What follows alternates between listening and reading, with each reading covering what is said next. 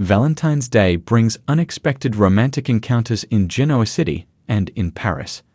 Today on The Young and the Restless, it's a downright dreamy Valentine's Day for several Genoa City residents.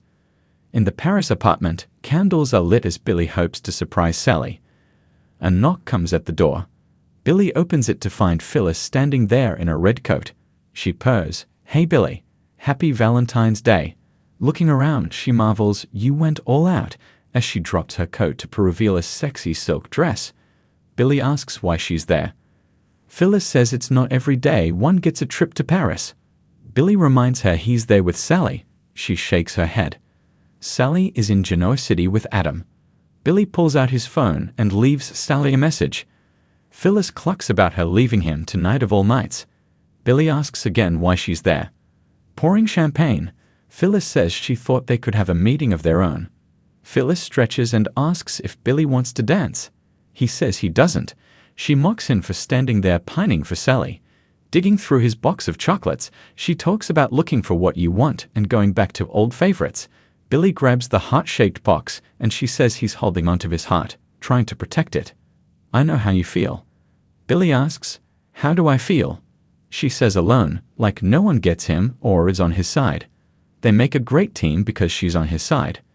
Billy decides she's right and that no one should be alone on Valentine's Day. They toast to the holiday and drink. Billy tells Phyllis he appreciates her dedication, but tonight is not a night for work.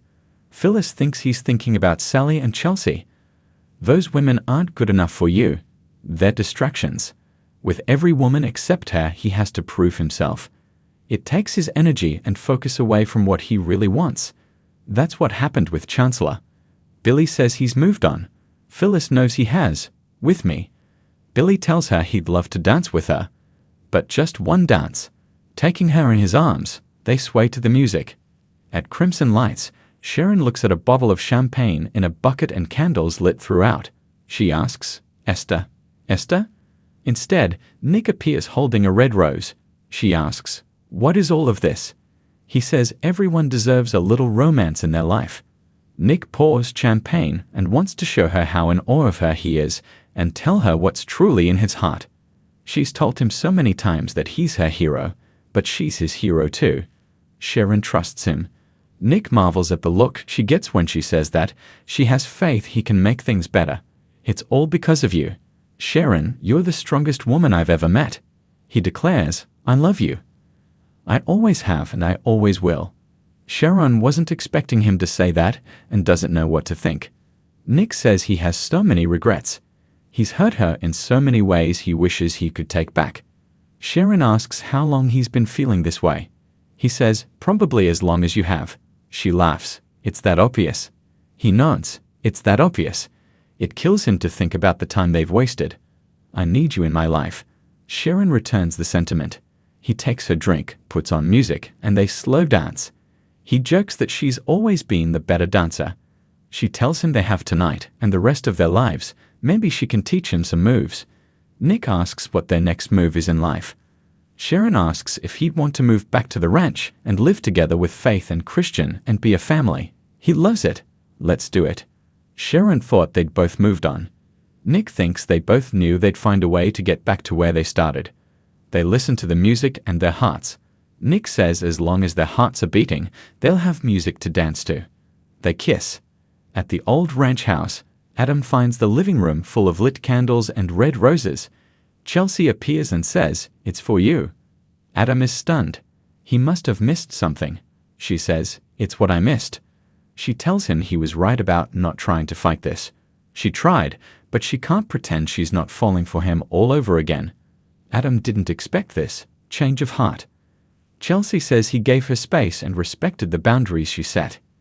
He knew if he was patient she'd come back to him. Adam asks what made her realize. Chelsea still had her doubts even as she was setting up, but they're gone since he walked in the door and saw the love for her in his eyes. The magic of Valentine's Day to open her eyes. Adam has to know that Chelsea is sure and not caught up in the romance of the holiday. Chelsea tells him he's changed. They go over Connor's issues, bringing them together. Adam put Connor first then, and he did it again just now when he asked if she was sure. Pouring bubbly, she says they've become better people and parents. Now she sees that they could be good together. She proposes a toast to Adam, who has learned to love the people he loves better. She's grateful to be one of those people. She takes his hand and asks him to dance with her. Adam takes her in his arms. I have dreamed about this. Chelsea has too. Adam asks if they'd be there if Connor hadn't gotten sick. She says their son connects them. He's the best thing they've ever done, so why is it surprising he brought them together? They've come miles since Baltimore. This isn't about lies, but the truth. This is very real. Adam asks if she's afraid he'll break her heart again. He is. Chelsea isn't afraid. It's one more thing she gets from their son. She's sure Connor would support this, knowing it's what she wants. The talk about being brave and smart. Trust isn't easy for him. Adam's scared he will screw this up. Chelsea assures him she'll be okay no matter what. They're about to kiss when Sally appears and blurts, Adam. Adam gulps, Sally. She says she came from halfway across the world to see him. She had a dream about them. In the dream, she felt at peace. I forgave you, Adam, for what you did with Chelsea. Adam turns and Chelsea is no longer there. Sally can see she's interrupting, so she'll go. Adam thought she did, but he was wrong. Why are you here? Sally says she's there to give him another chance. Is it too late for us to try again? Adam asks, what about Billy? She says she was with him in Paris on the most romantic day of the year, and it wasn't right. She's had time to heal and can see that Adam's changed. She accepts that what happened with him and Chelsea was because of their pain. The lies he told her was because he was afraid of losing her. It took her a long time to see that, but is it too late? Has he fallen back in love with Chelsea at Crimson Lights? Sharon can't help but wonder if it's too late for her and Nick. They're not teenagers anymore. He feels like one when he's with her. Sharon will stop fighting this. When they're together, she can just be. Holding hands across the table, she smiles at him. Nick is so happy to have fallen back in love with Sharon again. The best way forward is one step at a time. He stands, Sharon Newman, may I have this dance? One that lasts for the rest of our lives? Sharon replies, Nick Newman, you sure as hell can. Suddenly, he disappears. Sharon looks around. Nick, where did you go? Sharon calls out for Nick repeatedly. Have I lost you again? Nick's voice says, Sharon, I'm right here. Suddenly, Sharon awakens. She's been sleeping with her head on a table. Nick is standing there and needles that she was dreaming about him. He hopes she knows that in reality or dreamland, she can always count on him. She says he can count on her too. We're always there for each other, right? Adam tells Sally he never stopped loving her and he hated himself for how much he hurt her. She gasps, but you're going to hurt me again. She cries, it's not your fault. She made it clear she was done with him and there was no coming back. Adam says his heart finally had to let her go. She asks, so you have reconnected with Chelsea? Adam knows he has. I'm so sorry. Suddenly, Chelsea's voice calls out, Adam. Adam awakens on the sofa. She asks if he's okay. He was talking in his sleep. She hands him a bag of chips to replace the ones she ate and walks back out. In Paris, Billy asks if Phyllis is thinking about her exes. She denies it. He chuckles, liar. She teases that he's thinking about Victor. She knows he's not done and wants payback for Chancellor. Billy shrugs. The heart wants what the heart wants. He asks her for one more dance. She wants to know his intentions. He says, not unless you dance with me.